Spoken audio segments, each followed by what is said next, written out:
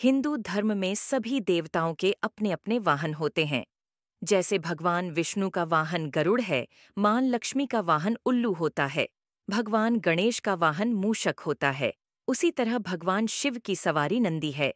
आपने शिव मंदिरों में देखा होगा, भगवान शंकर के साथ बैल रूपी नंदी की मूर्ति भी रहती है। शिव भगवान के साथ नंदी की पूजा करना भी जरूरी होता है। भगवान शंकर नंदी के माध्यम से ही भक्तों की पुकार सुनते हैं। लेकिन क्या आप जानते हैं नंदी कैसे भगवान शिव की सवारी बने? आइए जानते हैं शिव और नंदी की ये पौराणिक कथा। एक पौराणिक कथा के अनुसार ब्रह्मचारी व्रत का पालन कर रहे आर्षशिलाद को भय होने लगा कि उनकी मृत्यु के बाद उनका वंश समाप्त हो जाएगा। इस भय के चलते उन्होंने पुत्र प्राप्ति के लिए कठोर तपस्या शुरू की।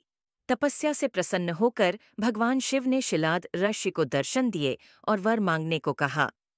तब शिलाद ऋषि ने शिव से कहा कि उसे ऐसा पुत्र चाहिए जिसे मृत्यु न छू सके और उस पर आपकी कृपा बनी रहे।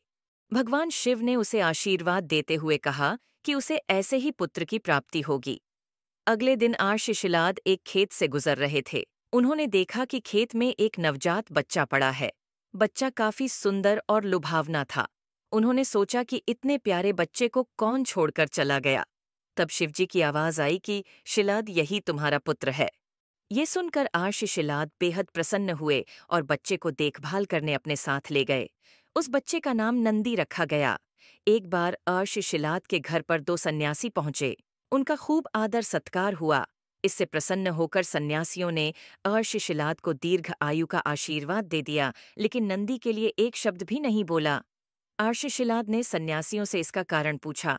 तब सन्यासियों ने बताया कि नंदी की उम्र कम है, इसलिए हमने इसे कोई आशीर्वाद नहीं दिया। यह बात नंदी ने सुन ली और आर्षशिलाद से कहा कि मेरा जन्म भगवान शिव की कृपा से हुआ है और वे ही मेरी रक्षा करेंगे। इसके बाद नंदी भगवान शिव की स्तुति करने लगे और कठोर तप किया।